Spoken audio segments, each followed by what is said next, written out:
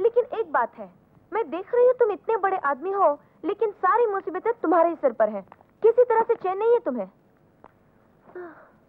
तुम्हारा ये घर कितना अच्छा है और कितना बड़ा भी है। पता है, यहाँ का एक कमरा हमारे गांव के सारे घर के बराबर है। लेकिन वहाँ जिसको देखो वही मुझसे कुमार के बारे में उल्टे सीधे सवाल किया करता था, इसलिए तो मुझे यहाँ आना पड़ा। मेरे होते हुए यहाँ तुम्हें कोई परेशानी नहीं होगी। हाँ। वो तो है, मगर मैं सोच रही हूँ कि इस वक्त कुमार होगा कहाँ, कब आएगा वो, और कब मेरी परेशानी दूर होगी। देखो, कुमार जहाँ कहीं भी होगा, मैं उसे पकड़कर तुम्हारे पास ले आऊंगा, उसे डांटूंगा, फटकारूंगा, फिर वो तुम्हें छोड़कर कभी नहीं जाएगा। सच्ची? हाँ। अच्छा ये तो बताओ कि वो दिखता कैसा है? शर्माओ मत, बताओ ना। गोरा। गोरा? अच्छा अच्छा। एकदम मस्त और मजबूत बदन। खूबसूरत। ओह, क्या मेरे जैसा? नहीं नहीं, तुम तो कुछ भी नहीं हो, वो तो बहुत खूबसूरत है।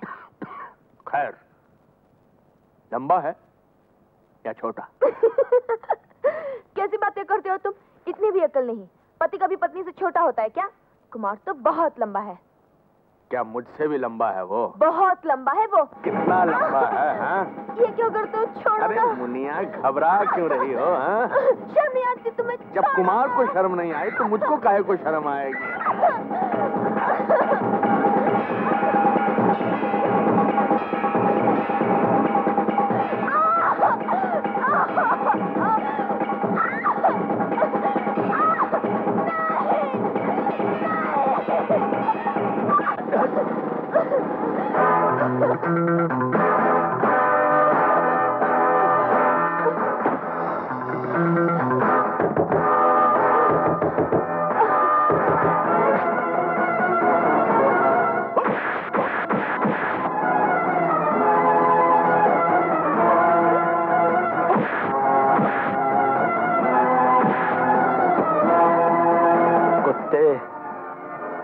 दुनिया के सामने राम बना फिरता है, मगर है तू रावण से भी बदतर। गंदी नाली का कीड़ा है तू।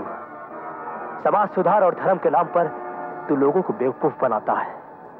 गिरगिट की औलाद, कल जब सारे शहर को तेरे असली रूप का पता चलेगा ना, तो लोग थूकेंगे तुझ पर। आओ मुन्नी।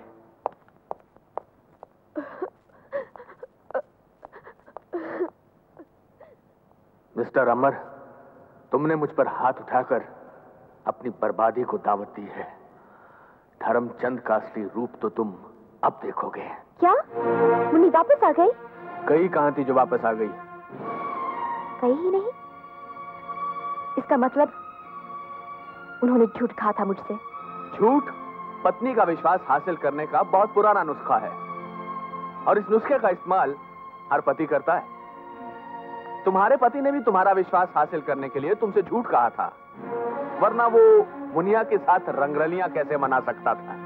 धर्मचंद जी, जो कुछ हुआ है और जो कुछ आपने देखा है, एक एक बात सच सच बताइए। तुमसे अमर ने कहा था कि उसने मुन्नी को गांव भेज दिया है ना? हाँ। लेकिन वो तो अब तक इस शहर में विराजमान है। ये कैसे हो सकता है? देखो बहन, तुम्हारा पति तुमसे झूठ बोल सकता है, लेकिन धर्मचंद को तो सच बोलने की बीमारी है। अमर झूठी कहानियां गढ़कर बेवकूफ बनाता रहा है तुम्हें अब तक, और अपनी हवस की आग बुझाने के लिए उसने मुन्नी के लिए इसी शहर में अलग से एक मकान ले रखा है, और तुम्हें अंधेरे में रखकर उसके साथ रंगरलियां मना रहा है। अरे भाई, मैंने अपनी आंखों से देखा है उन दोनों को।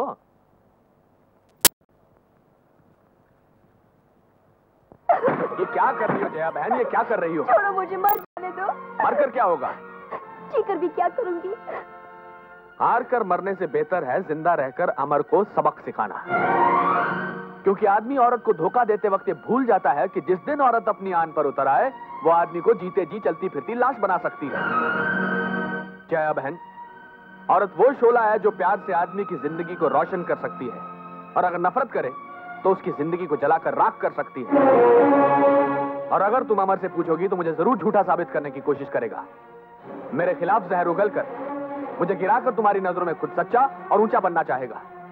जबकि सच्चाई तो यह है कि वो इस वक्त भी उस आवारा लड़की के साथ गुलछर्रे उड़ा रहा है। आगे तुम खुद समझदार हो जया बहन।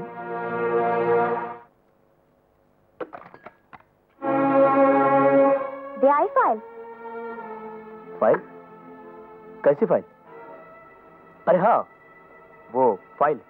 अब देखो ना, वो फाइल देने गया और काम गले पड़ गया। सारी रात फाइल की थी, आंखें फोड़ी, तब जाकर काम खत्म हुआ। अजीब घनचक्कर है अपना ये अफसर भी। अब मैंने उसे समझाया भी कि मेरी पत्नी घर पर अकेली है, सारी रात मेरा इंतजार कर रही होगी, परेशान हो रही होगी बेचारी। सच? हाँ, बिल्कुल सच है। अरे नौकरियां तो ऐसी हजारों मिल जाएंगी, लेकिन तुम्हारी जैसी पत्नी कहां मिलेगी। जरा पानी गर्म कर दो, नहाकर आराम से सो जाना चाहता हूँ। सारी रात सोया नहीं हूं मैं।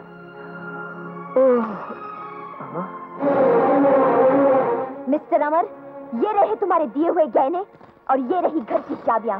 मैं जा रही हूँ। जा रही हो? तुम्हारी अकल तो ठिकाने पर है? ऐसी छोटी छोटी बातों पर कोई घर छोड़ के जाता है क्या? अगर मेरी जान भी चली जाए तो वो भी तुम्हारे लिए छोटी ही बात होगी। जया, मैंने कह दिया ना कि आगे से अफसर तो क्या, उसका बाप भी अगर मुझे बुलाएगा ना तो मैं नहीं जाऊंगा, ठीक है? अगर तुम सचमुच अफसर से मिलने गए होते तो एक रात तो क्या, मैं 100 रातें इसी तरह तुम्हारे इंतजार में बिता देती। लेकिन अफसोस, तुम अफसर का बहाना करके मुन्नी से मिलने गए थे। लगता है उस धर्मचंद ने तुम्हारे खोल दिया है। जहर तो तुमने मेरी जिंदगी में घोला है, मुझे धोखा देके। अपनी गलती पे शर्मिंदा होना तो दूर की बात है, उल्टा धर्मचंद जी को कसूरवार बना रहे हो। उन्होंने तो एक अच्छे और नेक पड़ोसी होने का फर्ज निभाया है, लेकिन तुम एक पति का फर्ज भूल चुके हो। मैं पति का फर्ज भूल गया हूं कि तुम्हें पत्नी का कर्तव्य याद नहीं रहा। तुम्हें तो बस वही याद है जो सेठ धर्मचंद पड़ा गया है। खुद तो गुनाहों की दलदल में धंसते चले जा रहे हो। जो शरीफ और इज्जतदार है उन पे कीचड़ उछाल रहे हो। दौलत कमाकर इज्जत तो बना ली है उसने, लेकिन शराफत किसी बाजार में नहीं बिकती जया। सोने और चांदी की चमक धमक से उसने अपने काले चेहरे को तो छुपा लिया है, मगर अपनी काली करतूतों को नहीं छुपा सका। इतना नीच और घटिया आदमी है वो कि अपनी छोटी सी छोटी ख्वाहिश पूरी करने के लिए न जाने कितने लोगों की जिंदगियां बर्बाद करता है। तुम भी तो मेरी जिंदगी बर्बाद कर रहे हो। मुझसे कहा कि मुन्नी को गांव भिजवा दिया है, लेकिन उसे रख लिया यही रखेल बनाकर, और रात भर उस चुड़ैल के साथ मुंह काला करते रहे। मिस्टर अमर, हाथ मेरा भी उठ सकता है, लेकिन मैं अपने संस्कार को तोड़ूंगी नहीं। हो, संस्कार? हाँ? लगता है तुमने सिर्फ संस्कार का नाम सुना है, उसका मतलब तुम्हें मालूम नहीं। तुम्हें संस्कार नहीं, तुम्हें गरूर और अहंकार भरा हुआ है। औरत का संस्कार होता है कि उसके पति की मान मर्यादा की रक्षा करे, उसकी इज्जत को बढ़ाए। लेकिन तुम भरे बाजार में पति की इज्जत को मिट्टी में मिला देने वाली औरतों में से हो। तुम्हें पति से मुकाबला करने की हिम्मत तो है, मगर सच्चाई को असलियत समझकर उसे हंसकर गले लगाने की हिम्मत नहीं है। तुम जैसी औरतों को प्यार प्यार सा नहीं, स्वार्थ सा नजर आता है।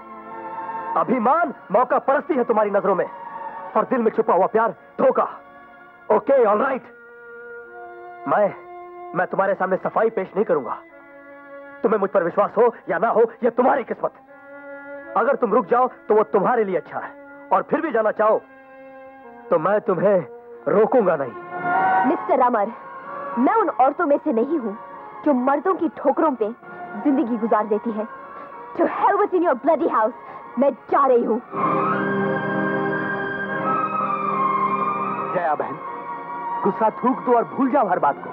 पति रोगी हो या भोगी हो, योगी हो या ढोंगी हो, पत्नी का फर्ज है कि पति के साथ जिए और पति के साथ मरे। अथर्ववेद के 18वें नहीं 6ठे अध्याय के 16वें श्लोक में इस बात का जिक्र है।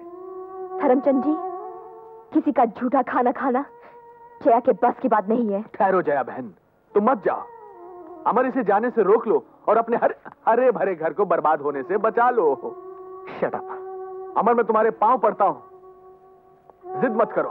धर्मचंद जी, पैरों पे गिरकर इस घर को फिर से बसाने की कोशिश मत कीजिए। ये घर नहीं, अब नर्क है मेरे लिए। जया बहन, जरा ठंडे दिमाग से अमर के बारे में सोचो। तो फिर ये भी तुम्हारे बारे में सोचेगा। अगर तुम एक दूसरे का ख्याल रखोगे तो मेरे मन को बहुत खुशी होगी। वैसे अगर तुम चाहो तो तब तक मेरे घर जाकर रह सकती हो। तुम्हें कसम है, जाओ जाकर मेरे घर पर रहो। अरे जाओ ना, सोच क्या रही हो? That is Dharamchand. गलती अमर की है, लेकिन कसूरवार वो तुम्हें ठहराएगा। सुखी घर को बिगाड़ने का इल्जाम भी इस पर लगाएगा। इसलिए अभी तुम्हें घर छोड़कर नहीं जाना चाहिए। दुनिया वाले क्या कहेंगे? आपका मतलब है कि मैं अपने मन को मारकर दुनिया के डर की वजह से उसके साथ रहूं? पत्नी बनकर ना सही, लेकिन एक अजनबी बनकर तो रह सकती हो ना उस घर में। नहीं, अभी उसकी शक्ल भी देखना नहीं चाहती। 7 दिन के लिए रहने को कह रहा हूं, कोई जिंदगी भर के लिए तो नहीं।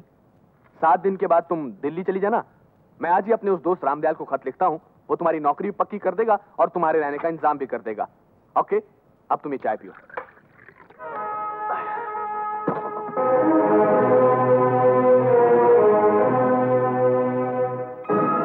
जाने का कारण तो जानता हूं, लेकिन आने की वजह मैं बताता हूं।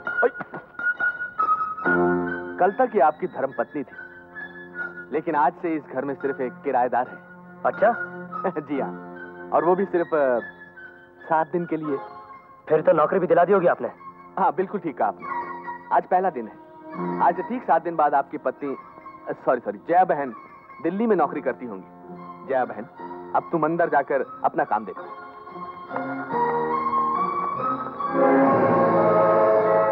मेरी जिंदगी में जहर उगलने वाले सांप, मैं आज तक अपनी बेवकूफ पत्नी की वजह से चुप हूं, लेकिन जिस दिन तूने अपना सर हद से ऊपर उठाया, मैं तेरा फन हमेशा के लिए कुचल के रख दूंगा।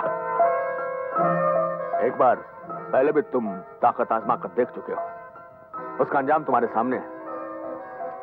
मिस्टर अमर, लड़ाई ताकत से नहीं, अक्ल से जीती जाती है। अथर्ववेद के 18वें अध्याय के 18वें श्लोक में इस बात का जिक्र है। एक ही छत के नीचे एक साथ रहने वाले अलग हो सकते हैं, लेकिन एक ही घर में अलग अलग रहने वाले कभी एक साथ नहीं हो सकते। जब पत्नी ही पति की बुराई करेगी तो दुनिया आंख बंद करके उसका विश्वास कर लेगी और तुम्हारी बदनामी होगी। ये होगी तुम्हारी पोजीशन। तुम्हारी बदनामी होगी तो मेरा नाम होगा, ये होगी मेरी पोजीशन। बाकी मैं ठीक 7 दिन के बाद फाइनल सेटलमेंट कर लूंगा। हाँ। Get out. आज मुझे बहुत खुशी हो रही है। I don't know why. I said get out, you bastard. गाली मत दो, भगवान का नाम लो। कल मेरे घर पर गणपति की स्थापना है, तुम जया को लेकर आ जाओ, शायद तुम्हारा भी उद्धार हो जाए। तेरे जैसा कमीना आदमी तो भगवान के सामने भी सच नहीं बोलता होगा। जिंदगी को तो बांट कर जी न सके, कम से कम दूध तो बांट ले।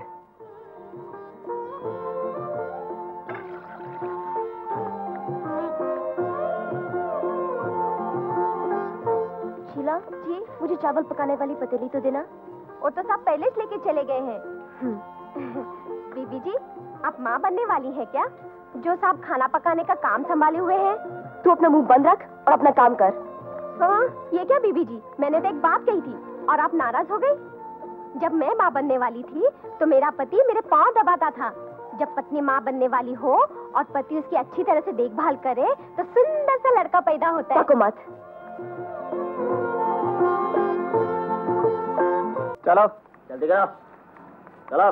क्या जमाना आ गया है। एक वक्त ये था कि वेश्या वेश्या लगा करती थी, लेकिन आजकल ये भी शरीफ घरेलू औरतों की तरह लगने लगी है। इसलिए तो हम गलतफहमी का शिकार हो जाते। चलो जल्दी जल्दी चढ़ो। हेडमास्टर की बेटी, क्या आजकल किसी दूसरे शहर में धंधा कर रही हो? हाँ। अरे तुम यहाँ, क्या हुआ? क्या बताऊँ बहन जी, मेरी सहेली ने यहाँ मुझे नौकरी के लिए बुलाया था और ये लोग मुझे गलत समझकर ले जा रहे हैं। नहीं नहीं, रो मत। मगर मैं ऐसी वैसी लड़की नहीं हूँ। मुझे मालूम है, मैं आपके बारे में जानती हूँ। आप लोग इतना भी नहीं पहचान सकते कि मैं शरीफ औरत कौन है और बदचलन कौन सी। ये शरीफ लड़की धर्मचंद जी के हेडमास्टर की बेटी है। आओ बहन। ठहरिए, पहले ये बताइए आप कौन है? मैं कौन हूँ, इससे आपको क्या मतलब? आप इसे सीधी तरह छोड़ दीजिए, नहीं तो मैं। मुंह क्या देख रहा है, चल इसे भी वैन में डाल। धंधा करने वाली की तरफदारी धंधा करने वाली ही कर सकती है, कोई शरीफ लड़की नहीं। चलो। अरे रे, ये क्या कर रहे हो?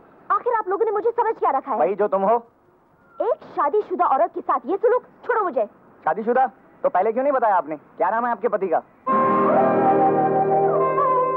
पति होता तो बताती, पति नहीं तो कहाँ से नाम बताएगी। चल चलो चल, चलो चल, जल्दी क्या बैठो। कर रहे हैं आप लोग? एक्सक्यूज मी, इंस्पेक्टर साहब, आप लोगों को अच्छे बुरे की तमीज है कि नहीं? छोड़ दीजिए इसे। She is my wife. क्या सबूत है आपके पास? इज्जतदार और बाजारू औरत में सिर्फ एक ही फर्क होता है, सुहाग की निशानी मंगलसूत्र। मंगलसूत्र तो आजकल किलो के भाव से बाजार में मिलते हैं। जरा नजर उठा के देखिए, इन सबके गले में मंगलसूत्र पड़े हुए हैं। क्या ये सारी औरतें शरीफ और इज्जतदार हैं? निहायत ही सर फिर एक किस्म के इंस्पेक्टर हैं आप। ये देखिए। सॉरी सर, गलती इसमें इनकी भी है। बार बार पूछने पर भी इन्होंने पति का नाम नहीं बताया।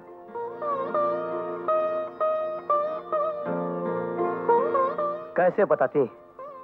आपको मालूम होना चाहिए, कोई भी हिंदुस्तानी औरत अपने पति का नाम अपनी जबान पर नहीं लाती। I am so sorry. आइए बहन जी, आइए। मैं बहुत शर्मिंदा हूँ। I am really very sorry. It's all right. Nice meeting you sir.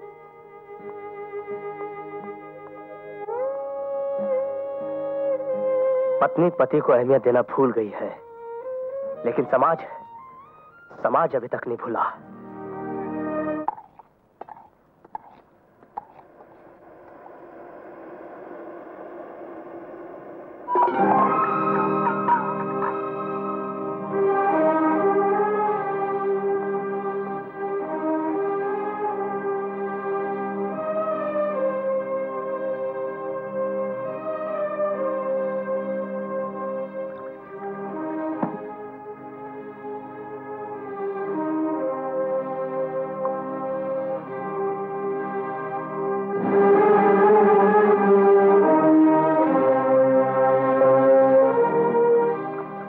जल्दी करो जया, भूख से मर गया मैं। ला रही हूँ बाबा।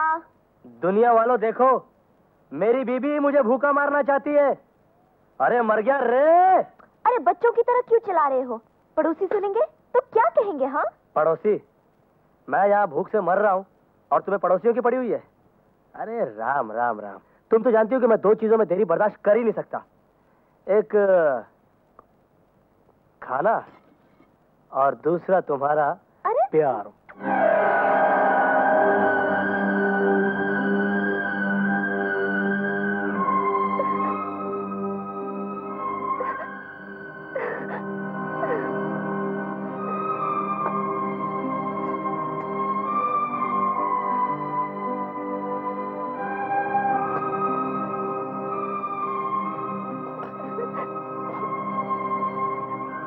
साहब जल्दी चलिए। क्यों, क्या बात है? मुन्नी ऑफिस में आई थी, आपसे मिलना चाहती है। पता नहीं क्या गड़बड़ है, मैंने उसे समझाकर घर भिजवा दिया। चलो।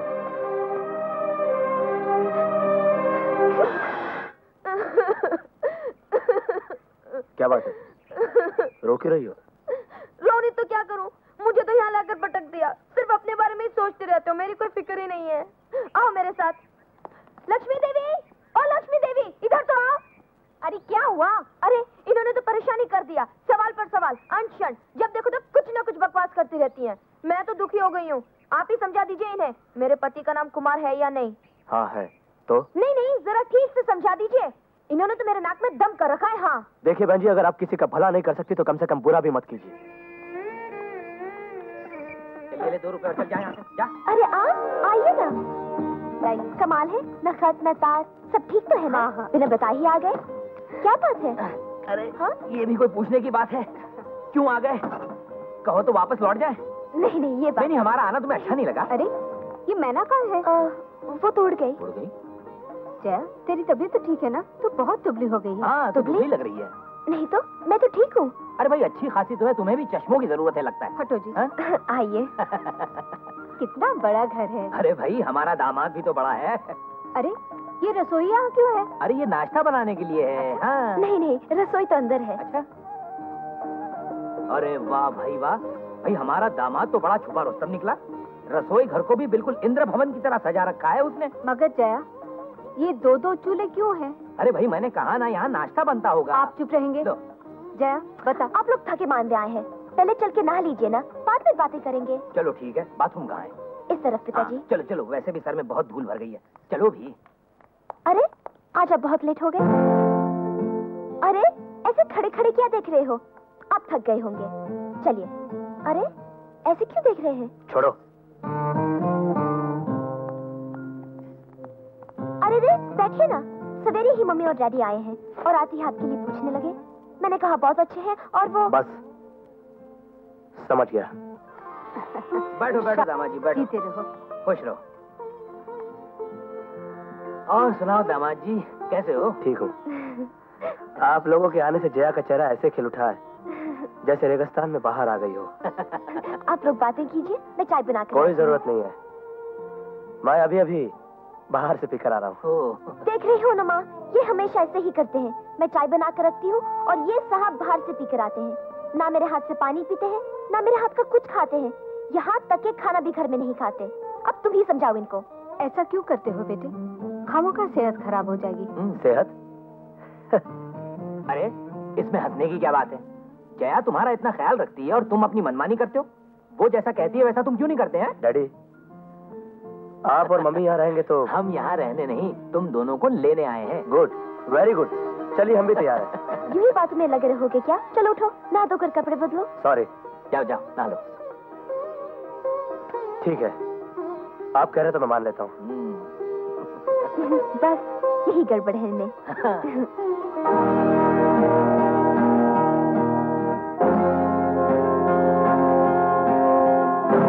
मैडम जरा मेरे जूते उतारिए।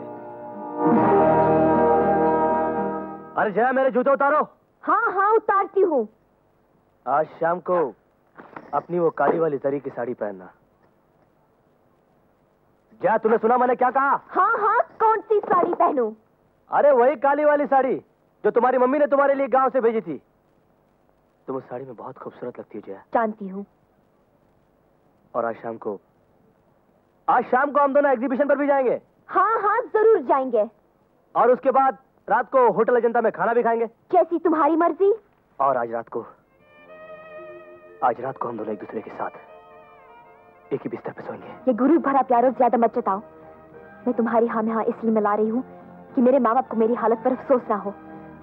और यही वजह है कि मैं अपने स्वाभिमान का गला घोंटकर तुम्हारे साथ ये नाटक कर रही हूँ। तुम्हारा भी फर्ज बनता है कि तुम मेरे साथ इंसानियत से पेश आओ। और जब तक वो लोग यहाँ हैं, तब तक मेरी मदद करो।